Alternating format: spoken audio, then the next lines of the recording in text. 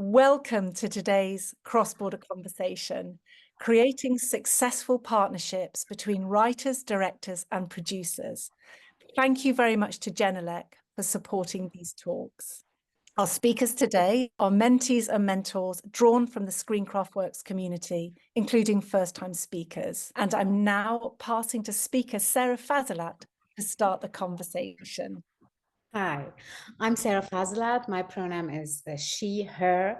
I was born in Iran and I grew up in Germany, and I'm a producer, writer, and actress. Hi, my name is Dee William. My pronouns are he, him. I was born in London, Southeast, and I'm a writer producer. Hi, everyone. My name is Paige Murray. My pronouns are she, her.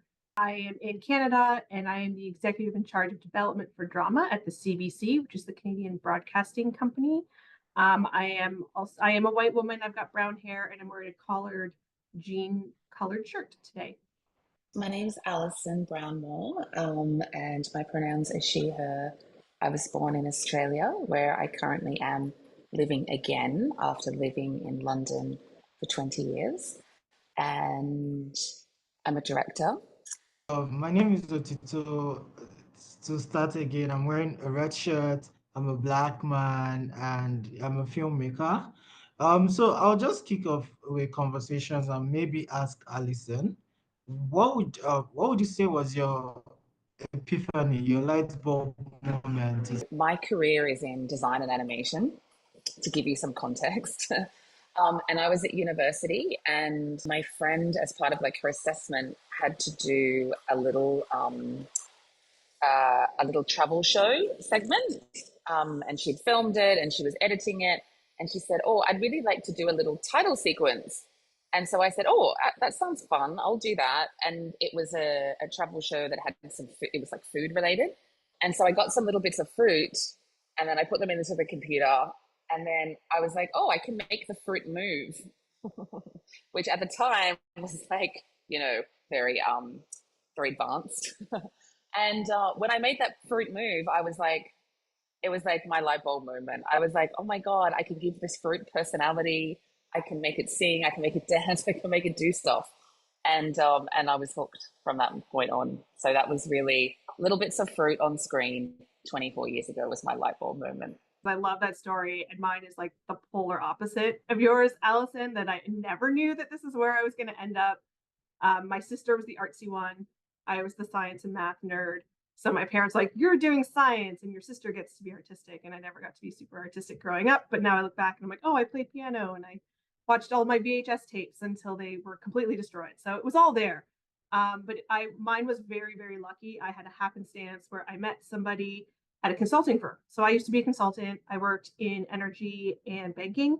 And there was a person I worked with who had moved to the CBC, called me one day and said, hey, there's someone who would maybe be a good fit for you to meet. You might work really well together. They're looking for someone who's an office manager, or to help, project manager to help run their office. I'm like, that sounds something interesting. I'll try that out, as all 20-somethings do. Let's just try it. My parents listened to the public broadcaster radio, so it sounded like might be something my parents would be really impressed that I was doing.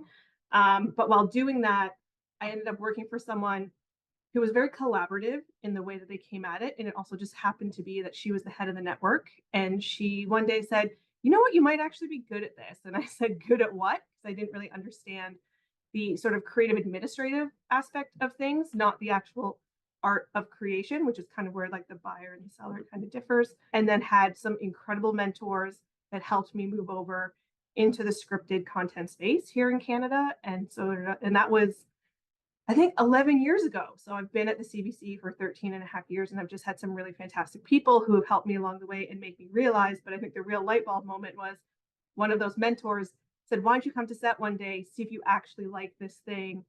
Went to set. It was night shoots. It was 11 p.m. I was in Video Village.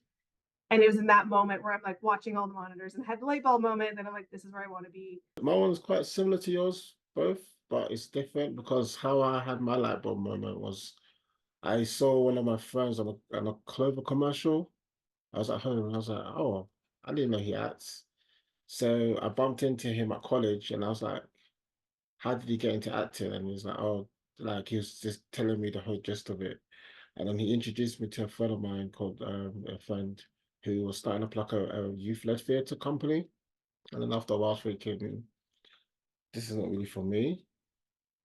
So then I wanted to tell stories, but I didn't know how to go about telling stories. So then she suggested I should go to university and start. And after like completing the course, I was kind of like lost. I didn't know what I was going to do after. And then I think I went on Gumtree one day and some guy was looking for a runner. So I applied, and then yeah, I think the rest was history from there. Then from there, I just fell into making films, and I just fell in love with it. When I was a kid, I was watching a lot of films, and back then I didn't know that filmmaking needs so many different kind of people.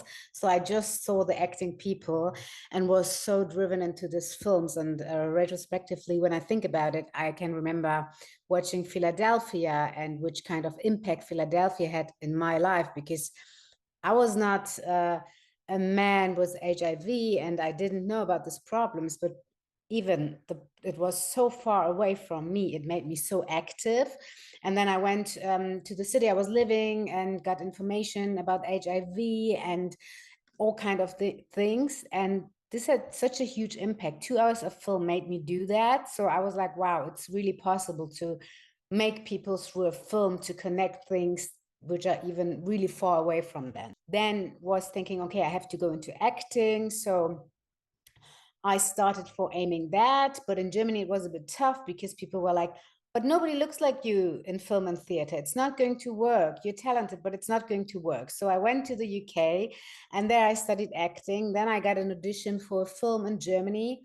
I came back, and even there, the casting director told me when she finished drama school, there was not even one audition for her. So now it's starting to get the auditions. And then I got scripts, I was filming, but then I realized how stereotypical it is, and that for certain people, it's just certain kind of films. And I was like, okay, I somehow want to change the narration, and I cannot do it by being an actress, because I think there are so many interesting perspectives, but they're not shown at all. So then I applied to film school and I started studying producing, and I started ever since writing. And since then I've got the 3 hats on, and I'm jumping back and forth between them. I had a similar experience with you. From childhood, I would always watch movies and everybody's like, oh my God, great movie. And oh, I love the acting. And for me, I'm always thinking, oh my God, I like that shot. I like the transition. I like so I was always more technical when I watch movies. Even as a child, I would always remember the best transitions, the cuts and the editing. And because I am not very motivated to carry cameras because I'm not a very technical person. I have ADHD. I don't know how to. So the sort of thing was, okay, let me write. Especially when looking at Nigerian movies, I always thought I didn't like the way they portrayed people in the LGBT community, people living with HIV. In many times, then HIV was as a result of living as a wayward person, then you would always die. So there weren't really any intelligent conversation happening around things like that.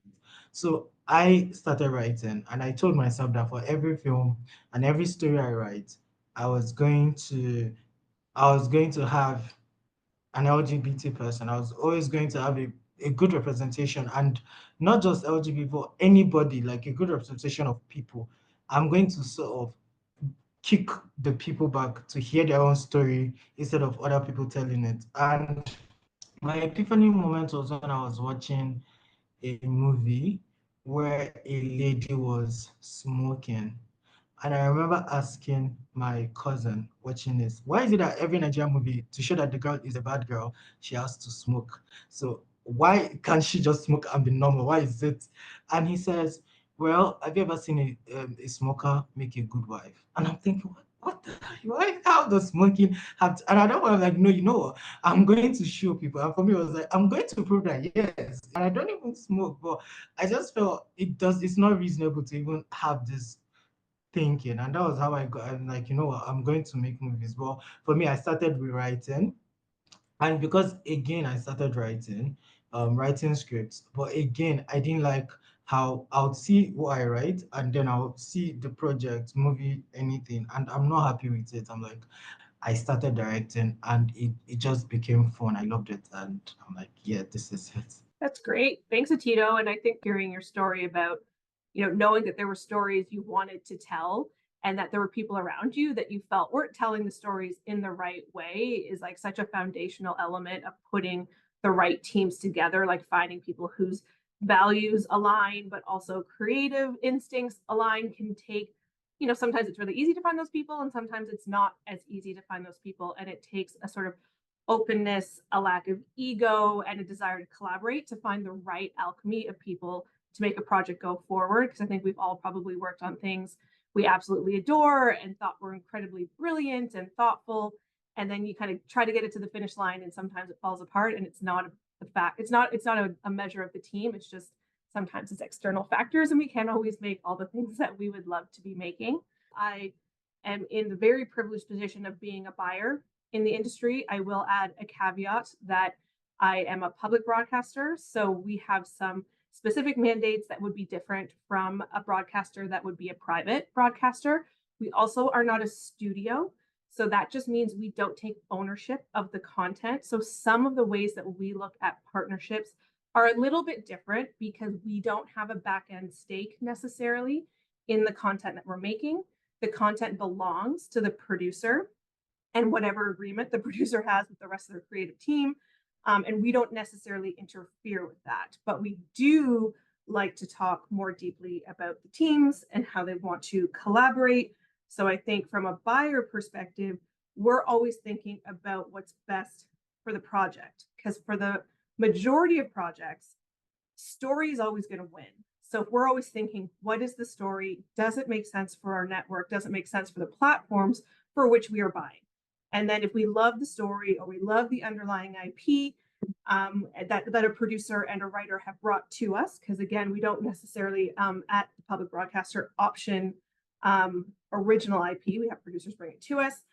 If we really love it, then we start to work with the producer and the writer, who is the core team that usually bring things to us, and say, who or what do you need to deliver on the intention and the vision to make this show the best it can be? And within those conversations, there's a lot of sort of back and forth, because there may be folks that we're familiar with that we think could really lend something really interesting, whether that be structure, support, and that so like non-writing executive producer sort of level or showrunner support. It could be that we're missing sort of voice or lived experience. So maybe there's folks that we've met that they could be really fruitful in terms of meeting with the creators and the producers to really help give like a really great sort of character or narrative or world texture that maybe the project is already missing. So in that process, we are trying to help build the best possible team. And we'll have an opinion on that, of course. But at the end of the day, because we don't technically own the material, we're licensing the right to air it on our networks. Sometimes if a producer disagrees, or if there's something that they really want to move forward with, or someone that they really want to put onto their team, we might either come to a standstill and maybe we part ways and the project's not going to be mutually beneficial and we're not going to collaborate in the ways that we want, or we try to find a common ground, which is we can't seem to agree. Let's try to find a new list of folks and see who we can bring together. We always encourage organic partnerships. We always encourage folks to meet with each other and talk through intention and talk through vision. Touching on what you just said, Paige, when I first started making short films, I had no idea what I was going to do. I'll totally be honest. Now I do, but that was back then, so please don't judge me. So back then, I didn't know about producing, I didn't know about editors, I didn't know about post-production, I didn't know about, all I just knew about was writers and DOPs and actors. I met a friend of mine who was like shooting music videos, and he reached out to me on Facebook and he was like, do you have any like scripts to send me? So I sent him a comedy script that I wrote, and he just liked it. For some reason, he just liked it. So he was like to me, okay, I'm gonna help you shoot this. And at that time I was like, really? Because I was trying to get people to help me film my short, but nobody was interested. I went through the casting process, and that was the first time I ever casted anyone. And it was kind of fun, but then it was like a long day. So we had to put a location, and he was like, okay, let's cast this person. I had someone in mind to do the job at the time, to act in it, but then he already did something similar, so he kind of turned it down. He was like a comedian. At that time, his fan base was growing. This is when he started showing me how producing was. So he started getting the runners, all the people behind the scenes to get involved in the project. And then that's when I was like, okay. But yeah, so it was in terms of like if you guys gonna make a short film, I'd just say like believe in it and believe in yourself and trust the process. But you are gonna find people in the industry who've got the same passion as you that want to make films as well, and you two will be able to make work.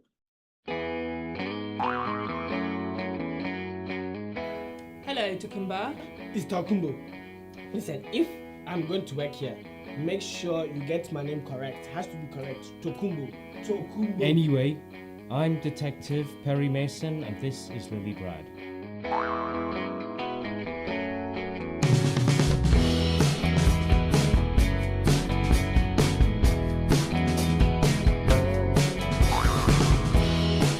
You're supposed to be doing your job. Ah! How dare you? You have no respect at all. I'm not your friend. Have you got the 8th or not? Hey, you shut up your mouth there. Don't question me, stupid. Is my mom there? Oh, yes. Why? Officer, why would you do such a this thing? You are stupid. Can you see blood on my shirt? No. Then stop calling me blood. I'm nobody's blood. We're actually in the midst of something really exciting because I'm on the development side.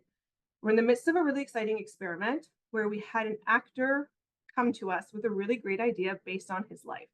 And it's a super fun concept. It absolutely makes sense for what we're trying to do at the broadcaster level. But he has never produced, he has never written, and there was no writer producer attached. So we said to him, let us connect you with 5 producers that we think will want to mentor you and help make you the producer that you want to be. Let's introduce you to a couple of showrunners, see how you feel about them, see if they understand your vision and intention and what you want to do. And this individual was so fantastic, went out, met everybody. He came back with his top choices.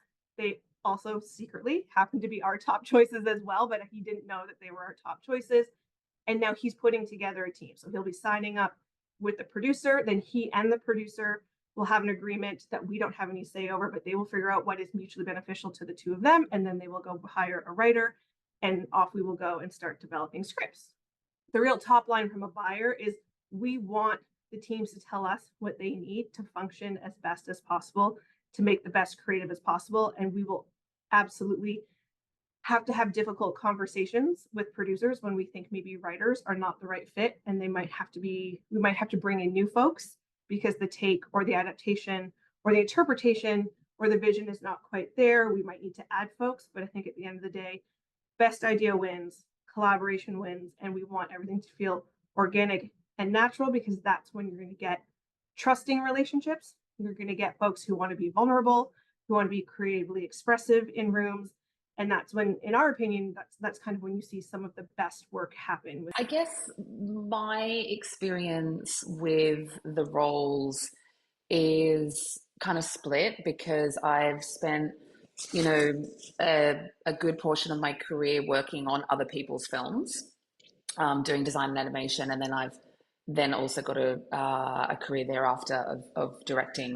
So I've kind of seen it from like both sides, from like a vendor side and then I guess a client side. So in my experience of working on other people's films, the relationship between primarily the director and the producer is that the director's in the edit suite and they're making lots of or wherever they're with me in the studio, and they're making lots of decisions and they're making creative decisions foremost. And then it's the producer's job to be kind of like the Lord looking overview of being like, actually, can we afford this? Is this going to be on time? And kind of just keeping things on track. So, as someone who's contributing to the film, it's always like a very precarious situation because you want to obviously appease the director and do whatever they want, but at the same time you want to appease the producer and do whatever they want. So it's like sometimes you're kind of caught in the middle of like trying to please both of those people. And I always find in situations like that, just having like complete honesty is the best thing. So we have, for example, this thing called a wish list. So if the director comes to me and says, oh my God, I want to like make everything purple now, let's change, all the green characters to purple, then it would be like, okay, that's a great idea. I love that. Let's put that on the wish list. Let's go to the producer and just double check that we have time and money for that. So that's kind of my experience working on other people's films. And then as a director, I can kind of be brought into a project in two ways. I can either create the IP myself, in which way I'm kind of becoming a writer or at least involved in story. And that's, my own idea or an idea that I'm developing with someone else. And then I'm taking that to market and kind of having a very active role in bringing that story to life and taking it forward. Or I can be kind of like a gun for hire, right? Like someone that's just brought into a project. We need a director. Do you have the right sensibility for the project? And in that way, the relationship's quite a little bit different to whether I'm sort of driving the project myself. But in any case, I think, further to what you were saying, Paige, I think having that right team around you is really important. And I know that's kind of like a difficult thing to say, because how do you know if a team is right? And I think that probably for me, more so than knowing if a team is right, it's knowing when it's wrong, actually, and just knowing when you can be honest with yourself, honest with the other team members and say, actually, I'm not sure this project is right for me. Because in all of this, Dee, your short film, long format, it all takes so long and it takes so much time and so much energy. And if you're really passionate about it, which I'm sure we all are, and that's why we're here, so much love. So you really want to be really careful about where you place your energy. So I think that it's just a matter of not just picking the right projects, but just knowing that maybe when things aren't sort of aligning, pulling yourself out at that right time and not necessarily trudging on through. I would totally agree with that. Because it's lifetime and you don't want to spend your lifetime with people or project that are killing your lifetime. And it's so interesting because I had two, like it was the beginning of my studies and the end of my studies. And somehow I also feel adding on beside the team and the project, it was also like I really had the need of telling the story. So at the beginning of the studies, I had this idea and I really had the need of telling the story. And then I connected to a script writer in my class and we started developing, and then we were figuring out and looking for a director. And there were directors in our year of studying as well. But then I also found out about another director who had already graduated, but he would be perfect for that. So I convinced my teachers at university that I have to go with him. And it was actually really good. We became a really great team. The film went really well and we went to Cannes with the short and that was amazing. So we were not aiming for success, but because the team and the need of the story and everything matched so well, somehow it came up like this as well. And then I experienced the same thing with my graduation film, where I really had the need. And then I also connected to a director. We started writing together the script. And later on, we met and added a DOP, and she also joined us writing the script, and it became a feature film. And at the end of the day, it was so successful that we went to cinemas. We had a cinema release, we sold it, and it's 2% of graduation films coming in cinemas. So we did that. We had a lot of awards, a lot of festivals, and streamer, video on demand, and. And again, it was not about the success. No, we were even saying, let's fail. We want to learn how to make a feature film. We have done shorts for so long times. So we just want to figure out and explore. And I think this was also really great. The need of telling the story, but at the same time, the need of learning and seeing where it goes.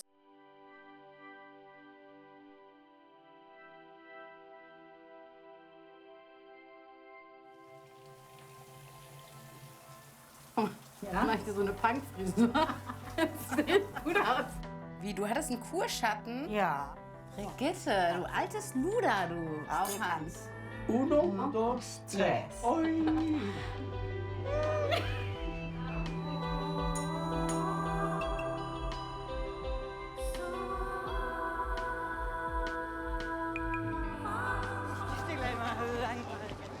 hier, Mensch. Hey. Du hast mich gerade geschubst, oder was? Du hast ein Aggressionsproblem, oder was?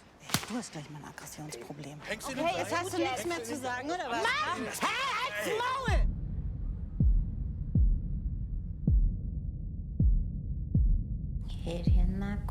גאה נמיקונה. Geh, Nemikona. Was ist los mit dir? Ich habe angerufen. Man macht sich Sorgen, wenn jemand so ist. Mach dir Sorgen, ne? Natürlich mach ich mir Sorgen, ne?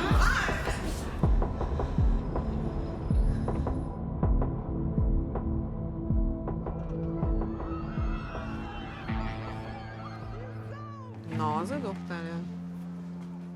Here, my favorite toy is called Jelly Shrimp Sheldon. It's quite cool, huh?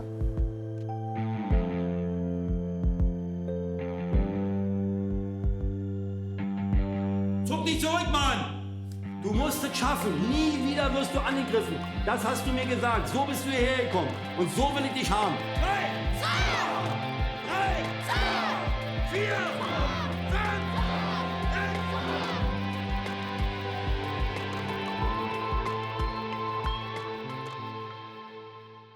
For me, this was one thing which was really, also career-wise, really pushing and good. And it's funny that I'm realizing at the moment that it was at the beginning and at the end. So the circle closed. 3 years ago, that was the first time I did my own documentary that I funded. I sourced for the funding. I've produced some documentaries in some capacity. I've directed it. My first project was a documentary which I directed, but there was a producer and there was a writer. So this time around, I wrote, I directed, and I produced. Now, one thing a lot of people don't know about documentaries is you actually need to write. People think, oh yeah, it's a documentary, just get your camera and shoot. You actually do need to write. So I made the terrible mistakes of producing, writing, and directing. And I always tell people that even for films, you don't, even if you have the finances, or even if you have the connection, get a producer. If you're directing, if you want to direct, get a producer, because the thing about directors is we always shoot for the sky. We always like, oh my God, you can do this, you want to do this, but the producer kind of reels you in, say, this is not practical, this is not, we don't have the budget or the time for this. And if you don't have it, what you're going to do is you're just going to blow up. And that was what happened to me. And, it didn't affect me so much because getting into this documentary, I was like, yes, I'm doing to learn. I always say that the writer is like an architect, the director is the civil engineer, and the producer is the owner of the project, is the supervisor. So it's very important to have every element to it. Some people, especially in this part of the world, because funding for films are much lower, for funding for projects, visual projects are much lower. Some people want to take on all those parts just so it kind of minimizes the financial burden. So you want to be the producer, to write and to direct your script. And if you watch it, you would know, like, it always shows. So for me, I learned those lessons that there has to be a collaboration. I figured out that I would be much faster where I am if somebody had told me at the beginning of my studies. It's to know who you are and know about your values and standards, because they should not be negotiable. And even if you try, which I did, you try to fit to the team and you try to, okay, let's see where it goes. But in fact, you're losing your voice, you're losing your time, and you're losing a lot of energy. So for me, this was key to know my standards, and also about the vision of storytelling, where I want to go, and then to connect to this kind of peoples and to stick with them. So for me, this is what I figured out after so many studying. And if I would have got it at the beginning of my study, I think I would be much further. Things never quite turn out the way you think. Hey, I'm Sara, an actress and a filmmaker. From stage, I moved to camera, and later behind it. During my studies at the Film Academy in Berlin, I met Tony, first as a cinematographer, and later we became friends. Thanks to a scholarship, we studied at the Columbia University in New York. That's where we had the idea to explore the American dream in a film. 1 year later in Berlin, we decided to fly back to New York. But that I would never get there was something I didn't know at the airport in Berlin. Instead, I was lost in Helsinki. And Tony decided to stay with me. If you ever want to do like a feature film, or I'll say get a package, like a pitch deck, sometimes it's good to have like a proof of concept, but then also you want to be able to have like a treatment. And these are all the things that I learned along the ways of making short films. I had no idea about all this stuff until I actually was not confronted, but I approached a filmmaker who had his feature film released. For me, when I was at university, I knew I wanted to write and direct. That was like really clear to me. And when I left university, I remember just kind of, opening up. At the time it was a newspaper, right? Because the internet was pretty rudimentary. That's how old I am. And I was like looking for a job, and it's like, there's no job for a writer or director. So like, how do I want to work. So I ended up working as an editor, and that kind of started me on a career of like visual effects and design and animation and working on other people's films. But what I didn't do, I was so into that. What I didn't do is I forgot to keep that dream alive. And what I forgot to do was remember that the stories, to keep focus on the stories that I want to tell. And so I would really encourage people to, if they do that, because a lot of people do, right? We all need editors and we all need production coordinators, and it's a great way into the industry. But just to keep those little fires burning of your own projects along the way. And you know what, you don't need to, I think I always felt like, but how do I have time for that, right? Because I've got a full-time job and I've got, later on you get a family or whatever. But you don't have to make it necessarily. You just keep those fires burning. You keep interest in what those stories are, and you just keep that part of your mind active, so that when those opportunities do open up and you do have a little bit more space, to keep those fires burning, really. Keep those fires burning, but also don't be precious with the fires. Like, put your work out there. Like, just make the thing. It doesn't have to be perfect. And I know you'll probably look back and be like, oh, cringe, I can't believe I put that out there. But that's how you will also find your people, is by putting stuff out there, putting teams together. So maybe you've never been a producer before, but you've got something on your hands that you're really excited about. So you find a way to get a little bit of financing through some sort of third-party financing organization. And then, you call in some favors and you make some friends, and you shoot that thing over 2 days or a weekend, and then you put it out there into the world, because you just never know what's going to come back. You never know how those things are going to go. And I think also, to one of Alison's points, you'll find what doesn't work, or maybe who you don't want to work with again, all along with who you do want to work with again, and how you want to work and the space you want to create. As a producer, as a writer, as a director, as an editor, everybody plays a really integral piece in making set a tolerable space, because it can be really long hours. It can be really hard. It can be really emotionally taxing and physically taxing. So I think getting to just experience that and find all the folks that you do or don't love to work with, and how you want to run those sets, how you want to be moving forward when you get to do the bigger projects and the bigger things, when you have the bandwidth to do them, can be really beneficial. So just make the thing if you can, get it out there if you can, get it into festivals if you can, put it on YouTube if you can, and just see what comes back, and try stuff out. So don't be afraid to do that. At the least, the important thing is do it. Just do it. Then secondly, I also think know who you are at the very core. Know who you are. Know what you're willing to compromise on, and know what you're not willing to compromise on. You don't have to jump on every project. Sometimes you're coming into a project as a writer, and the end vision of the project, or the vision of your project, and the end result will be totally different. Sometimes you're coming in as a producer, and there's a whole lot of things the director wants to shift the project into. And even sometimes a director, you want to do these things, and the producer is like, no. So at the very core, know who you are, know what you can do, know what you can compromise on at your very core, and know what you cannot compromise on, and don't compromise on it. The producer is the one who will be hiring all of the folks that kind of come out, and they're the ones that have to hire they hire all the keys, and then the keys then have to go hire their whole teams. But to start with, at the development stage, for us, it's producers and writers. That is who we work with. And I think every producer writer team is a little bit different in terms of how they like to work together. Some producers want to be the conduit and stop. So all the material comes through them. They may copy the writer on the material. They might not copy the writer on the material when they send it to us. And so then we ask, would you like the notes to go to the whole team, or would you like them to go through you? And the producer will let us know. And then there's other teams where the writers are the ones sending us the scripts with the producers in copy. And so the notes go to everybody. So it's a little bit more open, and the information is a little bit more free flowing. So really just depends on how the producer and the writer like to kind of run their projects, and we're very amenable to however they want to do that going forward. At the production stage, of course, it gets much, much bigger. Again, we are working directly with the producer to hire all the keys.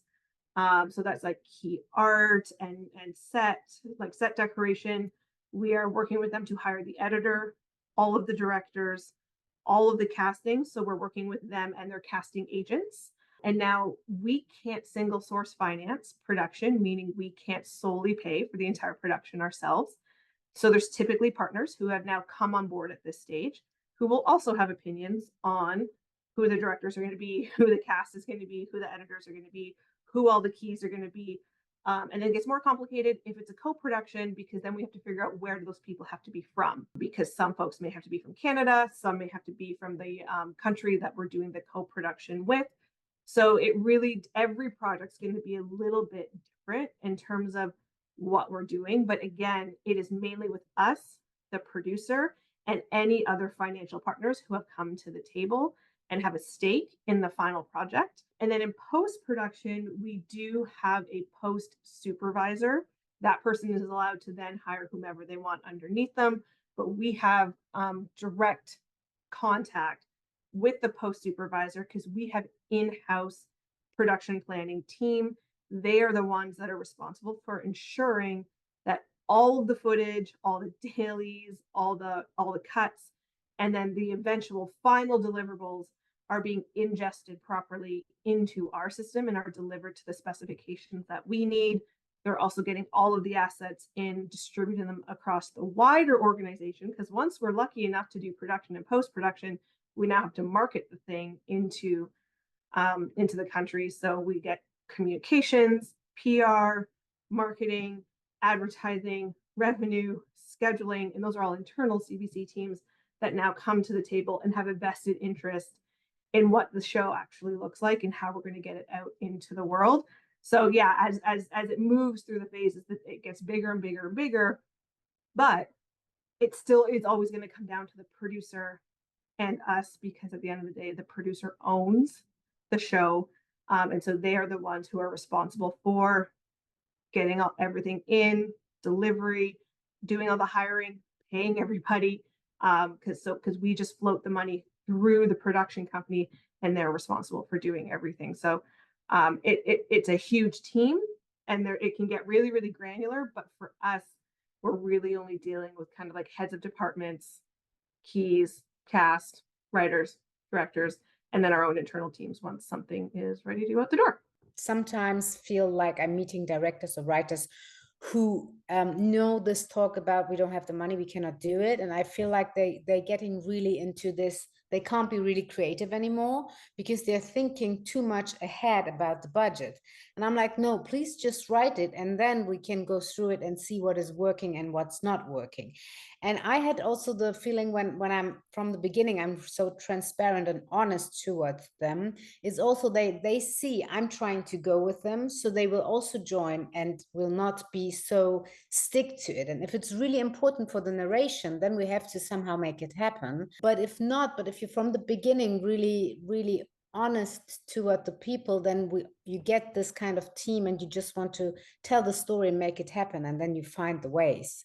And I think even through the studying, with not having so much money, I also found a lot of ways how it's possible to get there. When I first started writing, I wasn't really like, I was just writing what I knew. So eventually when I got into writing feature films and stuff, that's when I started being more imaginative. But then, like what Sarah said, when the producers read the script, they're gonna want to go through it and then think, okay, what's the budget? Because when you read the script, you're gonna look at the budget of the locations, and that's when they're gonna really like dig at you and say, I don't think we need this scene, or we don't need that. So that's where the changes have come, and that's when you have to re-edit everything. And sometimes you might have to narrow it down or take out the scene. I used to be passionate when I used to be emotional about it, but you know, I used to say that scene will work, but then it's like the producer is saying it because he knows there's a reason why, because he's sticking to budget. I just kept networking. I was getting invited to a lot of networking events, and I was just networking, and I was just giving them a business card, telling people I'm a writer, and then someone just contacted me, and then from there, they were willing to pay me at the time. And then when I received my first payment to write a script, then it was like a domino effect. Once I did it for one person, then my name started getting out there, then everybody's, oh yeah, this guy writes scripts, he's really good at what he does. Networking is definitely one of them for sure. And I know networking is hard. I'm not going to sit here and say like it's easy. Like we don't all want to leave our cozy homes and our cozy pants. And I think one of the best pieces of networking advice I ever got was the hardest part is to go. So if you can just tell yourself, I will go, I will get my free drink or my free thing, whatever the thing is that you get at the event. And in the time it takes you to do one lap and finish your drink or finish your snack, if you don't know anyone in the room, leave. It's fine because you've shown up. And that was the hardest part. And it's just going to start to get easier and easier the more you do it, because you will start to know people in that room and you won't be just doing laps for the rest of your life. So just get into the habit of, I'm going to do it. I'm going to go, I'm going to get my drink, I'm going to do my lap. And if you still don't know anyone, then give yourself the grace to vacate. And it's repetition. You got to do it over and over. Because through those ways, you will hopefully either meet broadcasters or producers who might be interested, or agents, because agents really do play a huge factor, at least in Canada, in terms of getting talent in front of producers and broadcasters. We do probably 5 to 10 general meetings a month with writers from all sort of stages of their careers, just to sort of get to know who's out there, who's working, what do they want to be working on, what are the things that interest them. So that's another way. And I think also not just networking events, but if you can go to local festivals or festivals that are accessible to you, that have an industry component to them. And it should very clearly say there's an industry or conference component. And sometimes you will have to pay a little bit extra, but sometimes there are waivers and you can ask if it's possible to sort of waive the fee or have a reduced fee if that monetarily it's a barrier to entry. And in those instances, there can be speed meetings or networking meetings or pitch meetings. They might call them something that you get to meet broadcasters, buyers, studios, agents, producers, whoever it may be. And take those meetings to just get to know the person. Don't try to pitch anything. Just say, hey, I want to vibe. Can we maybe exchange contact details and have a proper coffee or tea, like for 30 minutes down the road? We'd love to pick your brain. We'd love to understand what you do. Because nothing good ever comes from those like 8 or 10 minute meetings. You're not going to be able to pitch your entire vision and your entire self in those very stressful 8 to 10 minutes. So just going and treating each other like human beings and getting to know each other. And I've had some really fruitful conversations in those sort of speed meetings where people have followed up, and then we've been able to have 30 or even 45-minute conversations where I get to know the person and what they're working on and what they want to be doing. And then I can give them some advice and they can ask actual questions that might be helpful for them in their next project or in the career that they're working on. So if there is an opportunity for you to go to those events. Yes, and I would also add, like, if you've got film festivals in the town you're living, to go there and do the network. And there are a lot of labs and things where you can apply, like the Berlinale Talents, Rotterdam Lab. There are things which I did, and it was really good, because then you also feel like, okay, I've got a purpose, I've got a reason I'm here. I can go and talk to the people. And I mean, for Berlinale Talents, it's like 200 people are selected. So people are also looking for you and writing you, because they want to know about your vision and ideas, because it's what the market needs, you know. So this is also a good thing to have in the mind. Also, Can Producers Network. There are so many things. If you look them up, you will find them. I also just want to picture social media. I've gotten to realize that social media is a very important tool. You can have 50 of the writers, directors, projects, all the people working in all these places, they're on social media. The people in those boardrooms are on social media. Go after them, follow them on Instagram, on LinkedIn. LinkedIn is a very powerful tool that people actually do not know how to use. Follow them on LinkedIn, post your jobs. Even if you're not social media savvy, just have your bio be what you're about. Writer, director, producer, have a pinned post on Twitter, on X or Instagram of maybe your latest job. It helps. And when you follow someone, you're engaging with their posts. I've had a job where it was someone I looked up to, and I just follow him on social media. And one day he sends me a message, hey, I know you do this. Can you send a pitch deck? And that was how I got that contract. That was how I got that project. So social media is really important. And if you have any organizations, any not associations, more like you can enter. Sometimes Writers Guild, Producers Guild, they really do help in kind of giving you opportunities and stuff.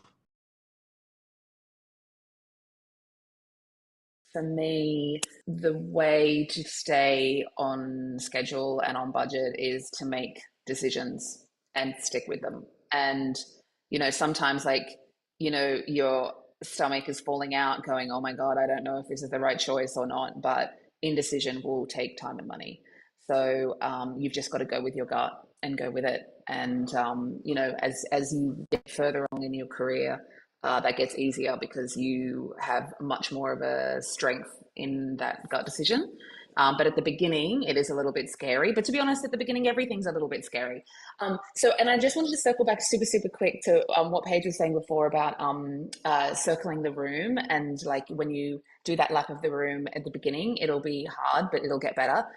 I'm just putting my hand up and saying it's never got better. And I still hate it. I'm horrible at it. So what I did is I embarked on the social media side. So for me, LinkedIn is my home, and that's how I do it. And when I do go to networking things, I stand there with my drink awkwardly, and it just feels horrible. But anyway, it doesn't matter. We get there. So yeah, that's me. I want to offer a huge thanks to our speakers, to Dee, to Otito, to Paige, to Sara, and to Alison from around the world for sharing your knowledge and experience in this fascinating talk about the interaction between those three key roles for the best end result.